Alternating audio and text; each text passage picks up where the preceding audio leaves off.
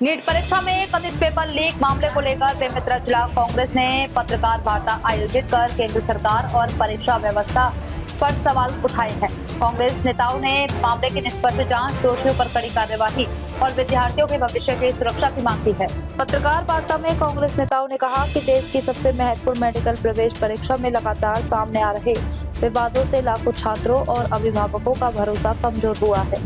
उन्होंने आरोप लगाया कि परीक्षा प्रणाली में पारदर्शिता और जवाबदेही सुनिश्चित करने की जरूरत है तथा केंद्र सरकार को इस मामले में स्पष्ट जवाब देना चाहिए। कांग्रेस ने मांग की कि पूरे मामले की निष्पक्ष जांच कर दोषियों के खिलाफ सख्त कार्यवाही की जाए ताकि भविष्य में इस तरह की घटनाओं की पुनरावृत्ति न हो। साथ ही विद्यार्थियों के हितों की रक्षा करते हुए परीक्षा प्रणाली को और अधिक सुरक्षित एवं पारदर्शी बनाने की दिशा में प्रभावी कदम उठाने की मांग की गई। बेमेतरा में आयोजित इस पत्रकार वार्ता के माध्यम से कांग्रेस ने नीट पेपर लीक मामले को लेकर सरकार को घेरते हुए छात्रों के भविष्य को सुरक्षित रखने और परीक्षा व्यवस्था में सुधार की मांग दोहराई। पत्रकार वार्ता में प्रांजल तिवारी, युवा कांग्रेस अध्यक्ष ललित विश्वकर्मा, महामंत्री समेत कांग्रेस के नेता व कार्यकर्ता मौजूद रहे। जो पेपर लीक हुआ है नीट का, उसके संबंध में आज ये प्रेस कॉन्फ्रेंस हमारे द्वारा की जा रही है कांग्रेस पार्टी के द्वारा। हमारी स्पष्ट मांग है कि मौजूदा शिक्षा मंत्री धर्मेंद्र प्रधान जी अपने नैतिक जिम्मेदारी से अपने इस्तीफा दें। उनकी नैतिक जिम्मेदारी बनती है कि इस प्रकार के पेपर लीक के बाद उनको अपने पद में बने रहने का कोई आवश्यकता नहीं है। वो गलत कर रहे हैं। जब तक कि वो पद में है, इसकी जांच सही तरीके से नहीं हो सकती है। उनका विभाग ही जांच कर रहा है और मौजूदा मंत्री अपने पद पे हैं। जब तक कि मंत्री इस्तीफा नहीं देंगे, वहां से नहीं हटेंगे, इसकी नैतिक जांच नहीं हो पाएगी, इसकी सही जांच नहीं हो पाएगी। कुछ बच्चों ने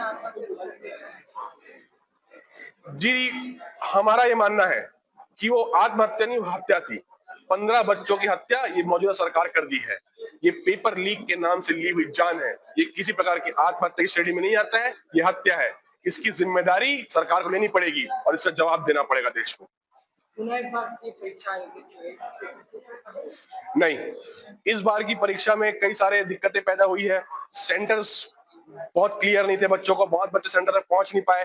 कुछ के आई कार्ड्स विदेश के थे, उनके सेंटर विदेशी मिले थे, उनको एडमिट कार्ड मिला एक दिन पहले, हॉल टिकट्स मिली, न जाने की व्यवस्था थी, न पासपोर्ट था। ऐसी बहुत सारी समस्याएं आई है। करीब लगभग 2.5 लाख बच्चे अपने सेंटर तक नहीं पहुंच पाए, अपने एग्जाम को नहीं दे पाए जितने एप्लीकेशन दिए थे उससे। सरकार, पूर्ण रूपेण सरकार। आगे हम आंदोलन करने पे मजबूर हैं, हम सड़कों पे हैं, हम बच्चों से मिल रहे हैं, हम बच्चों से बात कर रहे हैं, हम उनसे संवाद साबित कर रहे हैं और जिस प्रकार की समस्या आज के एजुकेशन सिस्टम में है, जो फेलियर है, हम उसको सुधार करने का प्रयास करेंगे और सरकार को ये बताएंगे कि आप ऐसा गलत कर रहे हैं, ये फेलियर को सिस्टम में सुधार लीजिए आप। ये बच्चे हमारे देश का भविष्य है। ये कोई कांग्रेस और भाजपा की बात नहीं है, ये किसी राजनीतिक दल की कोई मूवमेंट नहीं है। ये आने वाले देश का भविष्य है और देश के भविष्य में हम लोग कोई खिलवाड़ करने के पक्ष में नहीं है। देश का भविष्य सुरक्षित होना चाहिए और हम सबकी जिम्मेदारी है कि हमारे आने वाले भविष्य को हम सुरक्षित करें और देश हित में काम करें।